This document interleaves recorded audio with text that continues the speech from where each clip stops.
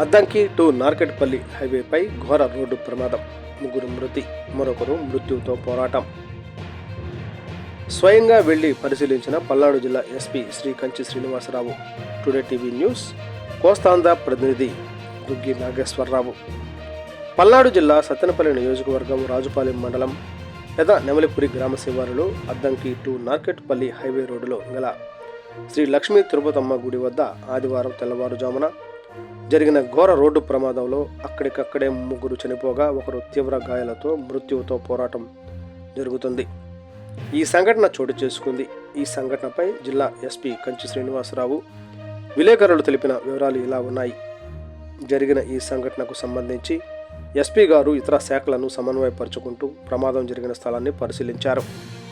ఈ సంఘటనలో కారులో ప్రయాణిస్తున్న ఇద్దరు అక్కడికక్కడే మృతి చెందారు. మరొకరిని చికిత్స నిమిత్తం నరసరావుపేట ఆసుపత్రికి తరలిస్తూ ఉండగా మార్గ మధ్యంలో చనిపోవడం జరిగిందని తెలిపారు.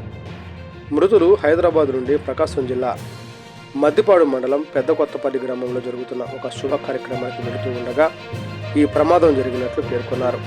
ప్రమాదం జరిగిన ప్రదేశాన్ని పరిశీలించిన శ్రీ పల్నాడు జిల్లా ఎస్పీ గారితో పాటు పల్నాడు జిల్లా డిటిఓ జి సంజీవ్ కుమార్ గారు, పిడుగురాళ్ల ఎంయుఐ సిహెచ్ రాంబాబు గారు, highway engineer Ramakrishna garu, Sattenapalli rural CI MV Subbarao garu, Rajupalem SI Venugopal గారు, నకరికల్లు ఎస్ఐ జిల్లా సురేష్ బాబు గారు పరిశీలన అనంతరం సంఘటనా స్థలం పరిశీలన అనంతరం మాట్లాడుతూ AP39UW0055 అను నెంబర్ గల సిమెంటు ట్యాంకర్ నెల్లూరు నుండి దాచేపల్లి శ్రీ సిమెంట్ ఫ్యాక్టరీకి వెళుతూ ఉండగా డ్రైవర్ నిద్రమత్తులో హైవే రోడ్డులో గల డివైడర్ను గుద్ది లారీ రాంగ్ రూట్లోకి వెళ్లి సిమెంటు ట్యాంకర్ బోల్తా పడటం వలన పిడుగురాళ్ల వైపు నుండి ప్రకాశం వైపు వెళుతున్న AP39QD6289 నెంబర్ గల మారుతి స్విఫ్ట్ డిజైర్ కారుపై ట్యాంకర్ పడటం వలన కారులో ప్రయాణిస్తున్న షేక్ నజీరా, షేక్ నూరుల్లా, షేక్ హబీబుల్లా,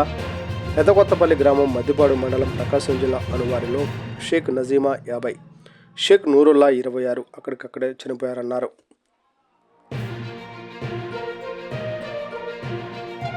కారు నడుపుతున్న డ్రైవర్ షేక్ హబీబుల్లా 24 చనిపోవడం జరిగిందని పేర్కొన్నారు. మృతి చెందిన 3 మృతదేహాలను పోస్టుమార్టం నిమిత్తం నరసరావుపేట గవర్నమెంట్ హాస్పిటల్కు తరలించడం జరిగిందన్నారు. రాజుపాలెం పోలీసు వారు కేసు నమోదు చేసి దర్యాప్తు చేస్తున్నారు.